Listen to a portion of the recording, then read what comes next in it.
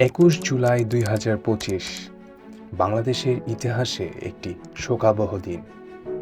ঢাকার উত্তরা মাইলস্টোন কলেজে এক মর্মান্তিক বিমান দুর্ঘটনায় প্রাণ হারায় স্কুলের শিক্ষক শিক্ষার্থীসহ অন্তত ৩১ জন। এখন পর্যন্ত জানা গেছে। কিভাবে ঘটল এই দুর্ঘটনা, কে দায়ী, এরপর কি হচ্ছে, আসুন জেনে নেই বিস্তারিত। দুপুর ১টা ১৬ বাংলাদেশ বিমান বাহিনীর একটি F-7 প্রশিক্ষণরত যুদ্ধ বিমান হঠাৎ ইঞ্জিনের ত্রুটির কারণে নিয়ন্ত্রণ হারায় এবং মাইলস্টোন স্কুল ও কলেজের ভিতরে গিয়ে আছড়ে পড়ে।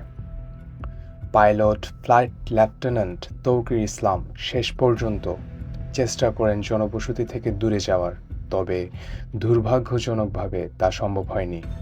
এই দুর্ঘটনায় ঘটনাস্থলেই মারা যান ১৯ থেকে ৩১ জন এখন পর্যন্ত, যাদের মধ্যে বেশিরভাগই শিশু শিক্ষার্থী। আহত হন শতাধিক মানুষ। বিশেষভাবে প্রশংসিত হচ্ছেন শিক্ষিকা মেহেরিন চৌধুরী, যিনি ২০ থেকে ২৫ জন শিক্ষার্থীকে জীবিত উদ্ধার করে নিজের জীবন দেন। এই ঘটনা কাঁপিয়েছে পুরা দেশকে। সরকারি তদন্তে এখনো পর্যন্ত জানা গেছে যুদ্ধবিমানের কারিগরি ত্রুটি ঘটেছিল, বিশেষ করে ইঞ্জিন বা হাইড্রোলিক ফেলিওর। বাংলাদেশের প্রধানমন্ত্রী ইতিমধ্যেই তদন্ত কমিটি গঠন করেছেন এবং প্রতিশ্রুতি দিয়েছেন দোষীদের বিচার ও ক্ষতিপূরণ দেওয়া হবে। কিন্তু প্রশ্ন রয়েই গেছে, এত জনবসতিপূর্ণ এলাকায় কিভাবে সামরিক প্রশিক্ষণ চালানো সম্ভব হয়?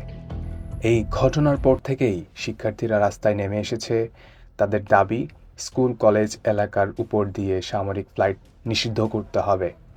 জনগণের দৃষ্টিতে এটা কেবল দুর্ঘটনা নয়, বরং অব্যবস্থাপনার ফলাফল।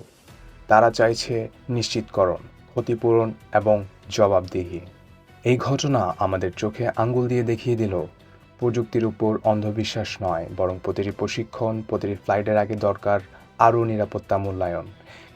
এটি নিছক দুর্ঘটনা হলেও এর পিছনে আছে বড় ধরনের অবহেলা ও ঝুঁকি ব্যবস্থাপনার ব্যর্থতা। আমরা সকলেই চাই এমন ট্র্যাজেডি যেন আর না ঘটে। সাবস্ক্রাইব করুন এই চ্যানেলটিকে আরও কন্টেন্টের জন্য। ধন্যবাদ, সবাই সাবধানে থাকুন।